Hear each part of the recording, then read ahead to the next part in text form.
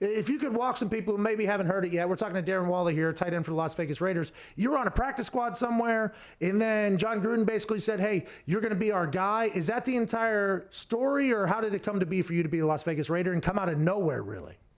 Yeah, long story short, I got drafted to the Ravens in 2015, and I was getting suspended a lot and in and out of the league. And when I got reinstated by the Ravens in 2018, they cut me and put me on the practice squad. And so I was there till about Thanksgiving of that year. And then the Raiders saw me warming up before the game when the Raiders played the Ravens, and then they claimed me the next day. Who is that? Listen, I was out here running the stairs early because coaches will run the stairs before the stadium or before the game, and sometimes there's practice squad working out. I just like to think of Gruden running the stairs going down the steps, or Mayock and just being like, all right, listen, what the fuck is that thing right over there? Let's go ahead and get that. And next day picking you up. That's a great comeback story. AJ, what do you got, boss? Yeah, Darren, you mentioned your story a little bit, and you said you were suspended a few times. Was there ever a moment when you thought, hey, this is it? Like, I'm not going to play in the NFL again? Yeah, definitely. I basically sabotaged my way out of the league. I didn't want to be there anymore. And then when I was out of the league for like the first 6 months of my suspension, I didn't even want to go back. I have a trainer, shout out to Quay Mack. He was on me about, giving it another shot, but I wasn't really hearing it. I couldn't make it through the workouts. But about halfway through that suspension, I felt a new desire to play football and just kind of ran with it. Shout out Quay Mack for sure. What was the reason why you didn't want to be in the NFL anymore? I had that similar experience whenever I got arrested for an alleged event. I was definitely drunk. What they said I did, to be determined still to this, the case is out on it. But during my suspension, and when I came back, I almost felt like jaded towards the league. Like I felt like I was like, these people don't even like me here. And I shouldn't have felt that way because I put myself in that position. But a lot of people, my close friends, when I was talking about them, I was like, I don't even want to do this anymore. I'd rather do something else. And they're like, you're an idiot. This is the NFL. What was it for you that you felt against the NFL or football in general that made you want to say, you know what, I don't even want to get back into this thing after a suspension or two? Yeah, football for me, basically, it just became a tool to impress other people, to get validation from men around me, to get validation from women, just people in general, just because I didn't feel like I was enough for some reason.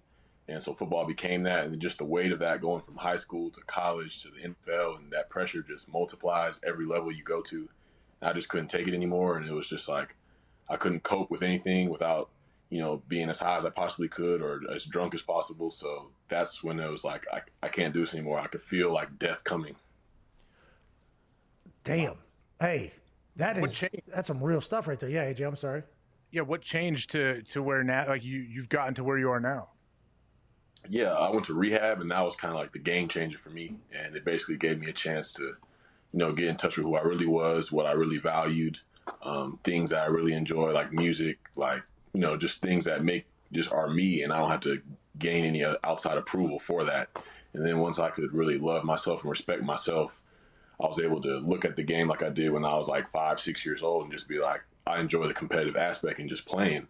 So I had to get my mind there. I had to, take steps away from football and just focus on the person. And then once I could get the person right, I could go and play football and not have to worry about what everybody else thought. Did you feel like you had to prove to people that you weren't just a football player too? Like you were sick of just being labeled just a football player? Like this guy is just a football player, which happens, by the way, when you get to the NFL, everybody's like, oh, that person's good at football. And you're like, well, I'm a lot more than that too. Do you think you were potentially fighting that as well?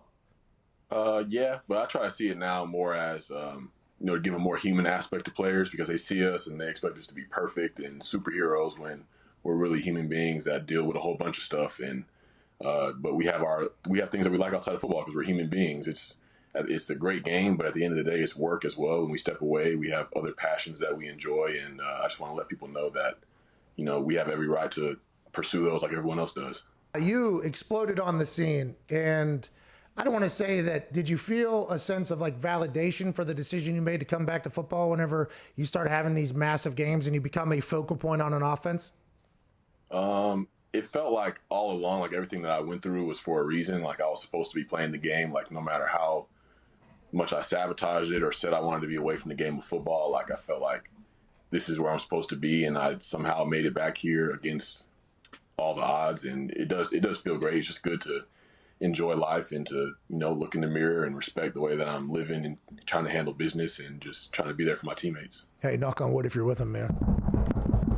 AJ didn't knock, Darren. Wow. AJ didn't knock. I knocked. Okay, well, AJ didn't. I just want to let you know that. It's a fake wood table I'm sitting at. But Now, forgive me for asking this question, but Las Vegas probably isn't like the best place for somebody who has turned their life around, or is it the best place to be for somebody to turn their life? Like, did you even have a thought about that, about like how Las Vegas could potentially be a problem? Because I think there's a lot of, right now, NFL teams are trying to figure out how, whenever their team visits in there, aside from quarantine, how we keep everybody locked down. The Vegas flu happened in the NHL for the Golden Knights, like the first 6 months of their existence. Did you ever think about that from a personal standpoint, making Las Vegas home, and how you'd be able to handle that, and how have you handled that? Yeah, I've been able to see it from both sides. Like at first I knew it was like if I'm not on my P's and Q's as far as my daily routine and working my program, then Vegas could be a place that could be trouble for me. But it's motivated me to, stay on top of things. I know that people are looking to me for inspiration in a way, so I use that as fuel too. But it's been great living here. I live in the Henderson community, and it's super nice. A lot of great restaurants, Target and Sprouts are right across the street. Like it's a cool neighborhood, man. So I feel safe here. I feel welcome here. Oh, good for you, Darren. That's awesome. What do you got, AJ? Hey, do any of your coaches, I know you're still young. I mean, you're only 28, but are you kind of in that mentor role? Like, do you have do coaches bring young players to you that may be going through some stuff and talk to you? Yeah, there have been guys that have, like we've signed or considered that, have had some instances off of the field like me, and they kind of see me getting over to the other side, and they say if I ever have anything to share with them, to just give them some hope, give them some encouragement as to what things could be for them, and it doesn't always have to be anxiety of your own decision making. You can overcome that. So I try to share that with young guys whenever possible.